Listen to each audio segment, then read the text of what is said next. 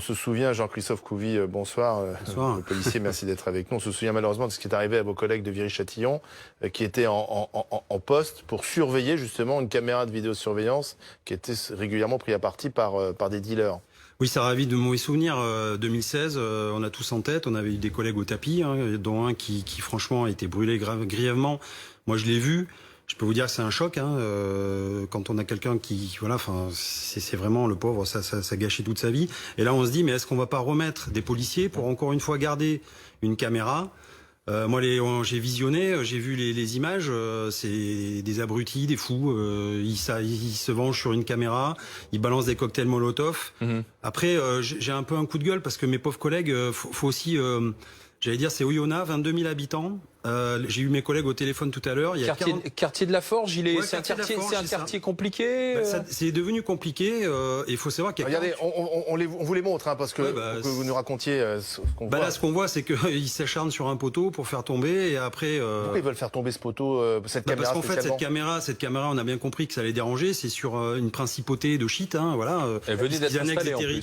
Venait d'être installée à peine une semaine. Et puis ça dérange, forcément, on peut les visionner, on peut les surveiller, on peut monter des dossiers, on peut les reconnaître.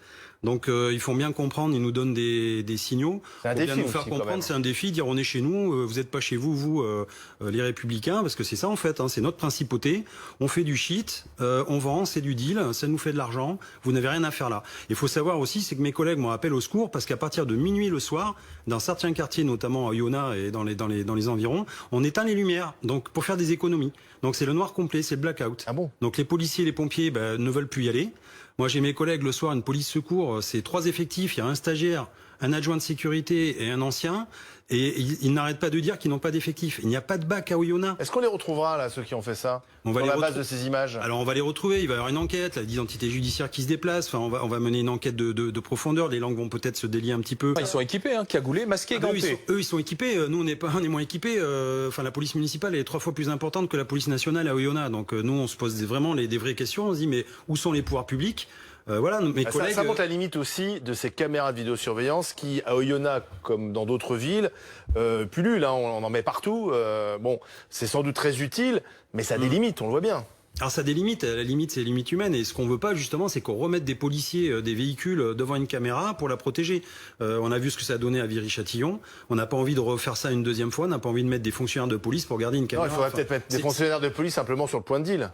Sur le point de deal et surtout les renforcer, parce que les policiers ne peuvent plus aller le soir, je vous le dis, moi les collègues nous disent... C'est ce qu'on appelle une zone de non-droit. C'est une zone de non-droit, on est abandonné de tous, de la hiérarchie aussi. Justement, Monsieur Couvier, ça aide à l'élucidation? Bien sûr. Et bien sûr, regardez, il y a pas longtemps, on était venu sur le plateau, les voleurs de bijouterie, on les remonte comme ça, et ainsi de suite. C'est comme un puzzle en fait. Ouais. C'est-à-dire qu'on regarde, on analyse toutes les vidéos, on remonte le temps avec les vidéos et on voit d'où part l'action et on suit les gens. Et en même temps, oui, on reconnaît des individus. Enfin, pour nous, c'est un appui vraiment très important dans la lutte contre la criminalité. On peut se dire les dealers, ils peuvent aller ailleurs, parce que là, non. Et en fait, ils veulent vraiment marquer leur territoire. Mais c'est ça dans leur tête, c'est chez eux. C'est-à-dire, c'est nous les intrus. Eux, ils sont chez eux, c'est leur république à eux, c'est leur langage, leur code, leurs coutumes, et nous, on n'a rien à faire là. Donc là, c'est au-delà de vouloir casser la caméra pour pas être filmé, c'est carrément un appel en disant, on est chez nous. Nous, on voit que les caméras, mine de rien, même dans les petites villes, dans certains quartiers, ça fait aussi reculer la délinquance, ça fait reculer les vols dans les maisons, etc., les infractions. Psychologiquement, ça marche quand même. Et après, ça nous donne une aide supplémentaire pour mener les enquêtes. Donc on a ce que les riverains souhaitent, c'est être débarrassés des points de deal. Mais oui, mais alors...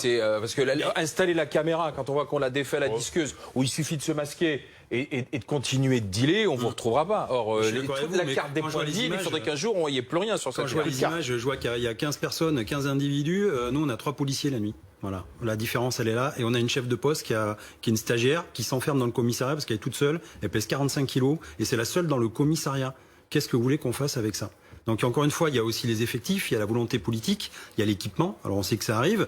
Là, il y a des collègues attendent un BTD depuis des semaines, un tonfa. Enfin, c'est des petits équipements qu'on pourrait régler en une journée qu'on n'a pas. Vous êtes en train de dire que la caméra de vidéosurveillance ne doit pas remplacer la présence physique, humaine des policiers. Bien sûr que non. On avait la police de proximité. Alors c'est un vieux gris-gris qu'on fait flotter dans l'air. Mais c'est vrai, ça marchait aussi. Quel que soit le nom qu'on lui donne. Oui. Voilà, peu importe. Il faut qu'on soit plus. Là, les policiers nous racontaient, ils nous disaient mais quand on se balade la journée dans l'avenue principale à Oyonnax, enfin dans le quartier, de la Forge, on nous fait des doigts d'honneur, on nous insulte, on nous balance des canettes pour rien. Ils mettent même pas le pied à terre. Ils voient un véhicule banalisé de la BAC de jour et tout de suite, ça y est, c'est l'ennemi qui rentre.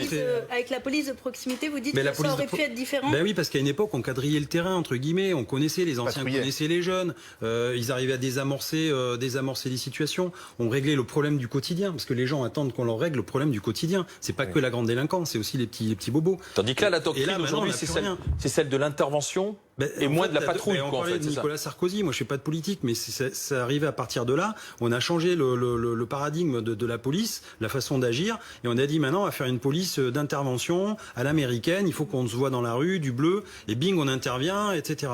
Sauf que nous, on avait une police à la française, où on maîtrisait le terrain, et on savait ce qui se passait, et parce qu'on avait un contact et un dialogue. Et là, on l'a perdu. Et maintenant, il faut le reconquérir, ce dialogue. Mais quand je vois les images en même temps, quand on fait du deal, le dealer, il n'a pas envie de dialoguer avec vous. Le dealer, non, le dealer fait son business. Je lisais sur un journal l'autre jour, c'est plus de 250 000. C'est la plus grosse entreprise de France, le shit. C'est 250 000 employés. Voilà. C'est la plus grosse, enfin c'est même plus une PME, c'est bientôt CAC 40. Voilà, 250 000 employés. Ça génère plus de 3 milliards de revenus. Et on voit bien qu'à Oyonnax, 22 000 habitants. Enfin, 22 000 habitants. Oyonnax, c'est connu pour le rugby, pour le truc franchouillard. Et là, on a carrément des cités avec des mecs, qui sont vraiment, j'allais dire, organisés, en bande organisée. C'est plus les petits loulous du coin. Merci, Monsieur Couvi.